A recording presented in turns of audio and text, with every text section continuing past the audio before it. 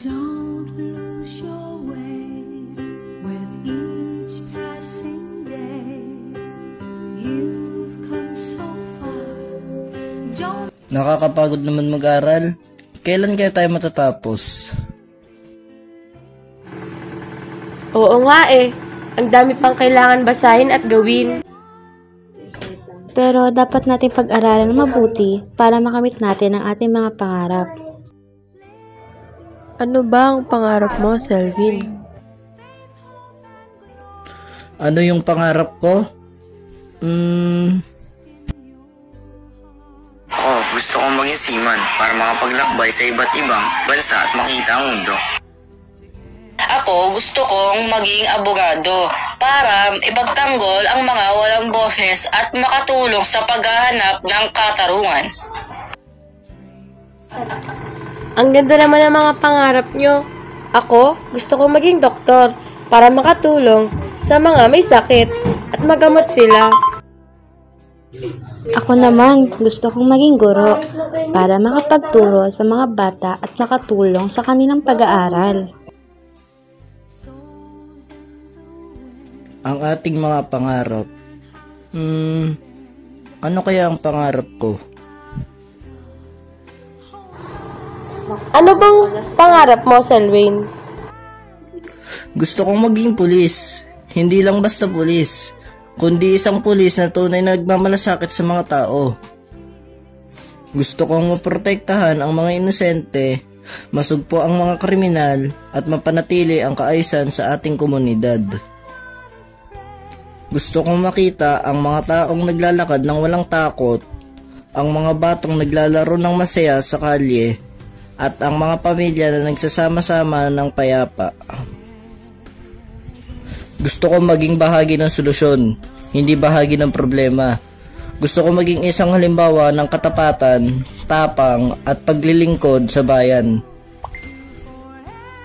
Ang galing naman. Ako rin. Gusto ko maging policewoman para makatulong sa mga nangangailangan ng tulong at mapanatili ang kapayapaan. Gusto ko maging isang bayani na nagpoprotekta sa mga tao. Ang galing naman. Sigurado ako magiging mabuting pulis ka, Selwyn. Oo nga, Selwyn. Magiging matapang ka at matulungin. Magiging halimbawa ka ng katapatan at paglilingkod sa bayan.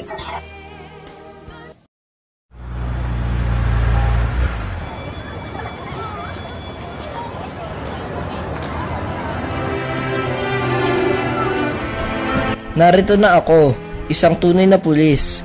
Masaya ako nakakatulong ako sa mga tao at nakakasugpo ng mga krimen. Naibigay namin ang katarungan sa mga nangangailangan at nakita ko ang pag-asa sa mga mata ng mga tao na tulungan namin. Ang sarap sa pakiramdam na alam mong ginagawa mo ang tama na nagsisilbi ka sa bayan. Hindi ko akalain na matutupad ang pangarap kong maging pulis. Pero ngayon, narito na ako, handang harapin ang anumang hamon. Bilang isang architect, nakapag-disenyo ako ng mga magagandang gusali na nakakatulong sa mga tao. Naipamalas ko ang aking pagkamalikain sa pagbuo ng mga istruktura na parehong maganda at kapaki-pakinabang. Bilang isang guro, masaya ako na nakakatulong ako sa mga bata sa kanilang pag-aaral.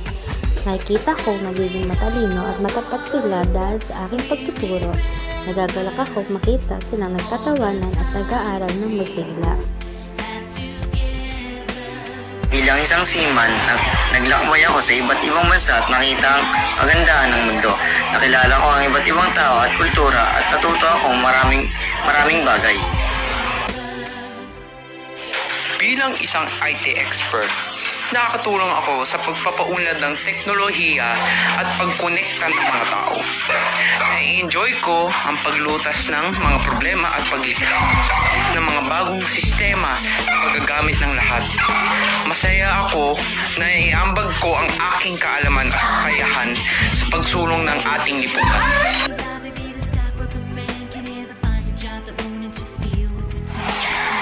Bilang isang puliswoman, nakatulong ako sa pagpapanatili ng kaayusan at kapayapaan. Napagtagumpayan ko ang takot at naging matapang sa pagtupad sa aking tungkulin.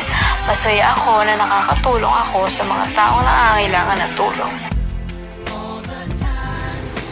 Bilang isang doktor, masaya ako na nakakatulong ako sa may mga sakit at nagagamot sila.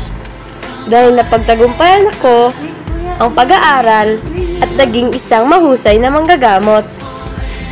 Masaya ako na nakakagamot ako ng mga taong may mga kapansanan at napapasaya sila. Bilang isang abogado, nagtataguyod ako ng katarungan at tumutulong sa mga taong walang boses. Nakikita akong nagtatagumpay ang hustisya dahil sa aking pagsisikap. Masaya ako na nakagawa ako ng pagkakaiba sa buhay ng tao.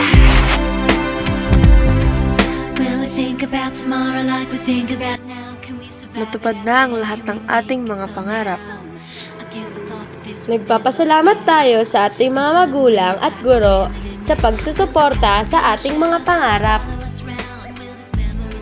Lahat tayo ay nagsisikap at nagpupursige para makamit ang ating mga pangarap. Ang mahalaga, hindi natin dapat kalimutan na tumulong sa iba. Tama! Huwag din nating kalimutan magbahagi ng ating mga talento. Patuloy tayo magsikap at magpursige para sa mas magandang kinabukasan. Alam kong mahirap ang daan, pero tandaan natin na hindi tayo nag-iisa. Gawin natin ito para sa ating mga sarili, sa ating pamilya at sa mga taong umaasa sa atin.